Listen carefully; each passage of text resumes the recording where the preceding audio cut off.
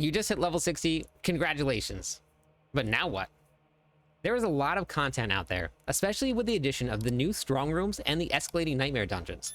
If this is your first time on Diablo 4, welcome. If you're a returning player and you're looking for some great tips on how to improve your game after level 60, you've come to the right place. So where do we start? Your journey to Torment 4 is going to start right here on Cliptis.com. This is where all of my how-to videos are. This will help you get to Torment 4 in the most efficient way possible. The first thing that we're going to leave you with is going to be join Discord. You can click the link right here on the screen. We have an amazing community. They're incredibly welcoming, very, very helpful. This is where we run our clan from. We do have several in-game clans, but when you're in Discord, you're part of the clan, and there is nothing like having a community around you that is more than willing to help you out, answer questions, find gear with you. It is a really great place to be. We just held an amazing event at the launch of the season. We had a whole bunch of people go out together. You have a group, you get assigned to one, and you get to learn all of the new content together. Highly recommend hopping in. The next thing that we're going to talk about is we're going to come up here to the end game how-to. This is going to be a complete write-up on how to get yourself from Torment 1 to Torment 4. The first thing that you're going to do when you hit level 60 is you're going to pick your endgame build. Now, no matter what, your leveling guide will always be a little bit different than your endgame build. The endgame guide that I went with is my Lunging Strike Barbarian. Now, you do not have to follow a planner, or you don't have to follow anybody else's build.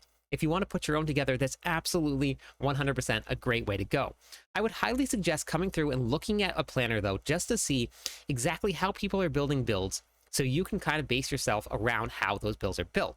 What's really cool about the planner is that if you're following a build guide and you are watching the video, you don't actually have to pause to put in each skill point. You can just follow along with how this is laid out. The same thing goes for the Paragon board. If you were to open up your Paragon board, you can zoom in, you can zoom out, and you can see exactly where all of the points are put in here. That is why I highly suggest at least look through, kind of find out if you're on the same path as some of the other builds that are out there. My leveling guide went from Lunging Strike to the Lunging Strike endgame. It was a really, really super smooth transition, and now we've cleared Pit 95 as of recording this video. So if you're looking for a whole bunch of really fun guides, I'm the official writer for the Barbarian class. Now, I know the Barbarian initially got a really bad rap, but it's got some really great builds. Now, not only that, but we do have builds for every other class, so make sure you check out the profile. Now, enough about me. Let's get back to getting you from Torment 1 to Torment 4. So you've picked your endgame build. The next thing that you're going to focus on is getting your gear.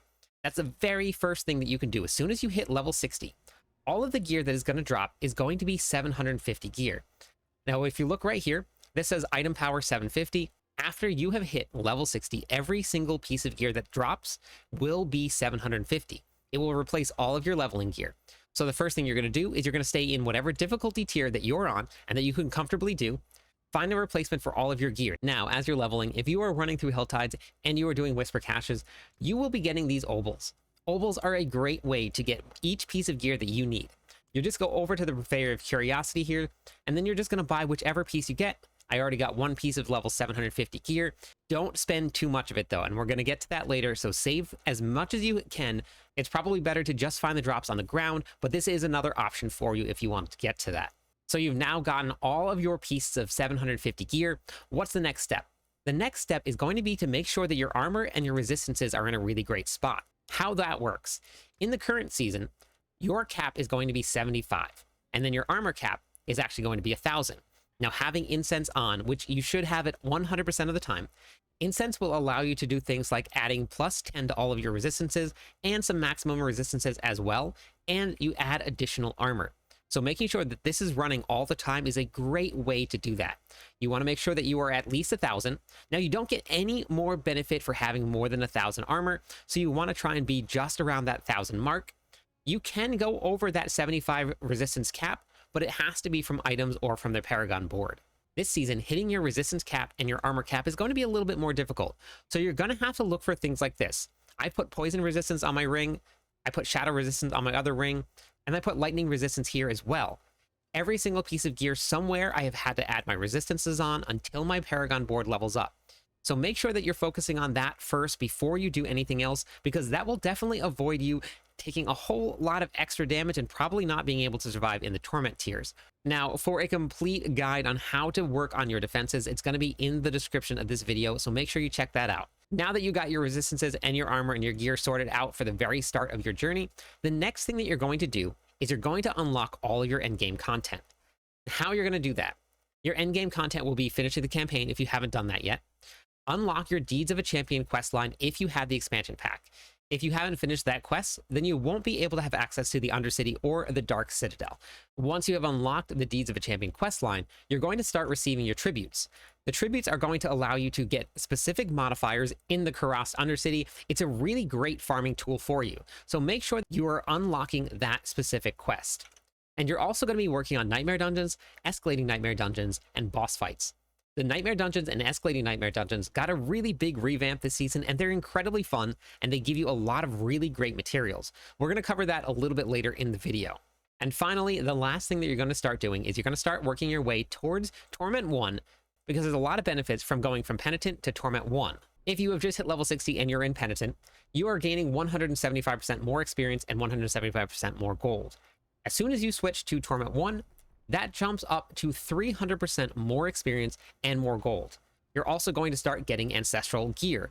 Now, what Ancestral Gear is, if you look in the inventory right here, anything that has a star next to it, that is an ancestral piece of gear. The star means that you're going to have 1.5 times the normal stat that it would be if it didn't have a star. They're very good, but they don't make as big of a difference as everybody thinks that they do. It will give you a boost of damage, some survivability, but it's not what is going to make your character extra strong. So just focus on getting any piece of gear that has a stat that you might need in order to get your character fully set up for 800 item power gear. Now, we talked about Pit 10. If you come over here, you can actually see where all of the different Torment tiers are. If you scroll down, you can see that each one of them has been listed. Torment 1 is going to be Pit level 10. So you have to work your way through your pits in order to get to number 10. When you hit level 60, that's when the pits unlock. You cannot unlock this before that. As soon as you hit level 60, you will actually automatically have 20 tiers unlocked. You just have to clear pit number 10 one time within the timer. There's a 15-minute timer on it in order to have access to go into Torment 1. That's how you're going to be able to access this right here. You come here and you just click on confirm. That will put you in the higher Torment tier. So as you get your character more and more geared, you want to start thinking about moving up in the Torment tiers. Now, why do you want to move up in the Torment tiers? Looking back at this here, going from Torment 1 to Torment 2, we're also going to be gaining more experience and gold. There's going to be an increase in legendary, unique, and mythic items per Torment tier. So as you go up all the way to Torment 4, you gain more experience, more gold, a better chance at more loot and better loot. A common question that I get is, how do I know that I can push a higher Torment tier? Am I ready for Torment 1, 2, 3, or 4? The best way for you to do that is basically just to go and try. You can just pick any tier that you have unlocked. Hit 1 is equivalent to fighting monsters on normal. Hit number 3 is equivalent to hard. So even if you start on normal on your world tier setting, and you go down to, let's say, Pit 40 here, it's going to be exactly like you're fighting Torment 3 monsters.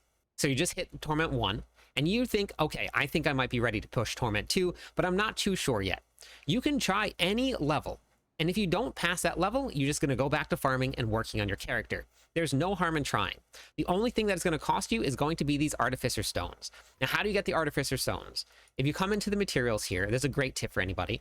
You're going to find your Artificer Stones, and it's going to actually tell you where they come from.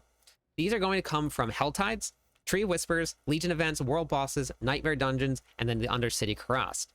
This actually goes for all of the materials in the game. So if you look here, you can see that where all of your boss materials come from and where to go farm them. It's a really, really great tip and a really, really awesome addition that Blizzard added in. We have now maxed out our resistances. We have our armor cap. We're going to start pushing higher Torment tiers. Before you even think about moving up in the Torment tiers, the one thing that you definitely are going to have to pay attention to is if you look at the different Torment tier difficulty settings. Here, we're actually going to be losing 250 armor and 25 resistances. As we move up, it goes all the way up to minus 1,000 armor and 100 resistances. It's incredibly difficult. So if you come here and I go back down to Torment 1, and then I pull up my armor, I now have almost 2,000 armor, which is not the case when I was on Torment 4. My resistances will now all be capped. So you're going to have to make sure that as you progress through the higher Torment tiers, that you're watching your armor and your resistances. Now, like I said, armor and resistances are not enough to keep yourself alive. You're going to have to add in other things in order to make sure that you do not die constantly. So progress slowly and don't worry about moving up too much. The gear drops are not going to be that different between 1 and 4. The very first thing that should be on your priority list to do is going to be your glyphs. Once you've hit level 60, they're going to start dropping. Nightmare dungeons are probably going to be the best way to do it because you're going to have to start doing nightmare dungeons anyway for all of the new content that they just added in. There is a chance to get 0, but there's also a chance to get 3 or 4 of them in one single dungeon. The pits will guarantee you 1 glyph every single time that you do the run. They can also drop in the open world, so things like Hell Tides, and then all of the whisper caches will also guarantee 1 glyph. Once you've started getting your glyphs together, then you're going to go run the pits. The pits is where you level up your glyphs. There's going to be 2 different key sections on your glyphs that you're going to need to pay attention to. You're going to have a radius on your glyphs. If you look here, you're going to have 2 different color glyphs. You have your rare glyphs, and then you're going to have your legendary glyphs. In the starter board here, I have this red square around the whole entire board. That's because my glyph is level 46. If I take this out and I put in a yellow glyph, now that square is much smaller. At level 21, it's going to expand to this row right here. And then at level 46, it's going to expand to this row right here. Now that's going to be how you're going to put your glyphs in and how you're going to focus on the glyphs. Getting to level 46 is going to be the most important, but take everything to 21 first and then everything to 46. In the ultimate leveling guide that I put out, the very first thing that you do is start your seasonal quest. That's going to start unlocking your powers. At this point, now that you have your glyphs, you have some gear, your resistances and your armor are all in a good spot. Now you're going to continue that seasonal quest and start unlocking more and more powers to get yourself set up. Your next step is going to be start focusing on your Ancestral Gear. People call this gear GA gear, just so that you know the terminology. GA stands for Greater Affix, which is what the star is. There are several different ways to guarantee Greater Affix gear. You're going to start getting your Infernal Horde keys. This one has an equipment chest. Now, I always open the equipment chest every single time because there's a couple different reasons. You get guaranteed Greater Affix gear, and you're also going to get these Scrolls of Restoration. When you're tempering your gear, and if you have ever done tempering before, you have a chance to use up all of your tries to get an extra stat, and then you can never redo it again. This will give you 1 extra chance at all of your tempers in order to get the stat that you're looking for. So it's really great to open up that chest, and then you spend the rest of it on the material caches. There's also another great way that has been added into the seasonal quest lines. Once you have completed your board and you've unlocked everything, you continue to earn experience. As you earn experience, you get the mystery greater archetype caches. These also will have a guaranteed ancestral piece of gear. As you're doing your whispers and you start collecting your Grim Favor here, Grim Favor is going to be able to turn in at the Raven here once you have acquired 10 of them. You can mouse over any of these red markers on the map. Those are going to show you how many Grim Favors you get. You turn those in, you have a chance to also get ancestral caches. Inside of those caches is guaranteed to have ancestral pieces of gear. I wrote an article for Mobalytics on how to gear your character. I'm going to have that inside of the description of this video as well, but this will be a complete walkthrough from step to step on gearing your character as well. So outside of this video, if you wanted to read through something, that will be in there too for you. Now, as you've been leveling up and you've been doing Hell Tides, you've been doing the pits, you're going to start getting your obols. Obols, we talked about the Purveyor of Curiosity just a little bit. This is also going to be a great source of ancestral gear. They have boosted the drop rates of that ancestral gear here. Uniques still are a little bit hard to get, but getting any piece of gear that you're missing, or maybe you're hunting for a specific aspect, this is going to be a great way to do it. So make sure you spend your obols before you hit cap. Runes are incredibly strong, so you want to make sure that you know exactly which runes you're going to be looking for, and then you can slot those in. Now, a very big question is, how do you farm runes? The best way, and with the increased drop in runes this season, is going to be the Undercity. So what you're going to do is you're going to go right down to the Undercity. You're going to take your Tributes of Harmony. You're going to go run these. I've gotten legendary after legendary after legendary rune this season. It is much better. They increased the drop rate after it was kind of abysmal last season. And if you have had a whole bunch of runes just kind of laying around because you've been running these, you can actually come over here to the jeweler, and then you can go to rune crafting. You can have the runes in your bag, and then you can click on whichever rune that you want to make, and then it's going to give you a random rune. So if you've been collecting a whole bunch of them, you can take whatever you have, and you have a chance to get an upgraded rune. It is kind of small, but you do have an option if you have a stack full of runes to get yourself something else. You've been doing all this farming. You're now going to have a whole bunch of Paragon points. Now, how do you worry about what you do with your Paragon points? Well, I will have another video on a complete in-depth breakdown of the Paragon board as well. But for this video here, if you come back over to Mobalytics and you go right to the build planner, everybody has access to this. You can open up the Paragon board section here. You can maximize this, and this is a really great tool for you. So this way you don't have to constantly re-click everything that's inside of the game. You can even pick the glyph that you want, and you can put the glyph in before you've unlocked it. You can see where all of the nodes are, and you can plan out your pathing. Now, if this is your very first time in the season, there is something that I want to leave everybody with. This is not how you fill out your Paragon board. And I know that for anybody that has been playing, this kind of seems like a joke, but is really not. When you first start playing the game, there's nothing that tells you that you actually can come right up to the top here and you can unlock a second board. When you open this board here, you now have access to a completely new glyph slot and a new legendary node. For the boards here, you can actually rotate the boards around, and this happens in-game as well, where you can put the pathing in that you want to get to. So let's say that you wanted to make sure that you got damage while berserking. You can now put the damage while berserking down here. That will also put your maximum life closer. So that's how you're going to be able to figure out where you want to put your boards in. Use this tool because it's incredibly helpful. When you're unlocking your Paragon boards for the very first time, make sure that you don't find a planner that has a full 300 points all spent. When you pull up a board, what you want to see is you want to see something with a full Paragon only, and then also a Paragon board that has spent a very minimal amount of points. With this planner, the way that I built it, I only put in 223 points. That was basically the optimal way to get to each one of your legendary nodes and your glyph sockets across the entire board. Now, we did branch out just a little bit into some more defensive options, but that is really how you want to put your builds together and fill out your Paragon boards. Now, Masterworking. Masterworking is probably hands down the most important way to get yourself from Torment 1 to Torment 4. Now, again, just like all of the other stuff, I will have a complete in-depth guide in the description of this video for you. The reason that it's so strong, we're going to talk about it just briefly here, is that when you masterwork your gear, every single level that you increase your gear, you're gaining 5% to all of your stats. Every single one of them on that piece of gear. So if you take everything from 1 to level 3, you have now increased your stats by 15%. That's a whole lot.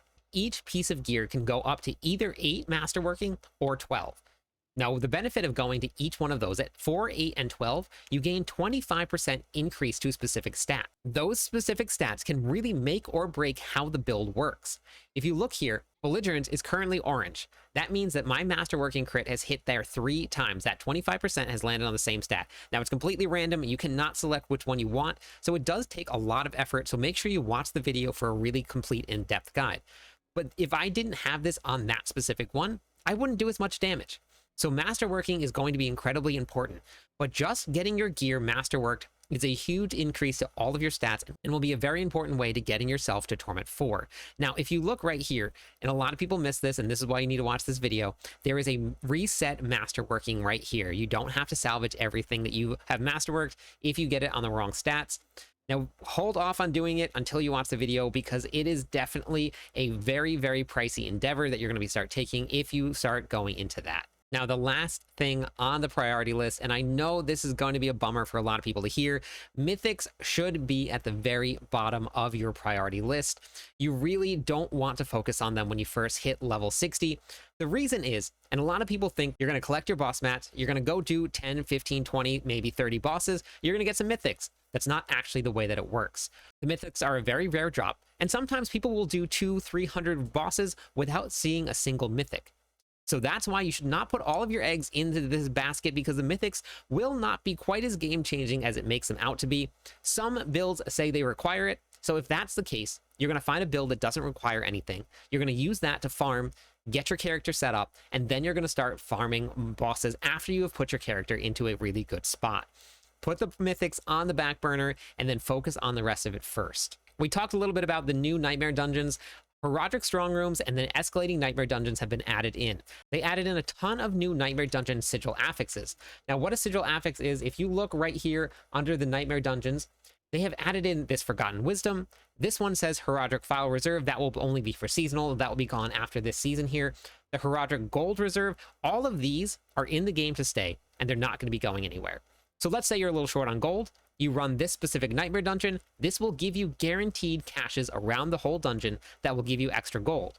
If you're short on gems, you can always run a gem reserve. That's going to give you more gems. It's a really awesome addition that they made, and it really feels like it's worth running nightmare dungeons now. For a complete write-up on it, you can actually just click the link right here. This will bring you to a full Season 9 guide. Now, it says Season 9, but the Nightmare Dungeons and the Horadrim Strong Rooms here are actually in the game to stay. So you can follow along with this. The Horadrim spells, that's going to be gone at the end of the season, but that's going to be here for the next couple months. So make sure you check this out and read through it, because there's a lot of great information in this guide. On the bottom here, you're going to have a list of all of the endgame activities, what they drop, why you go and do them, and then where to go farm different materials for it. That's all I got.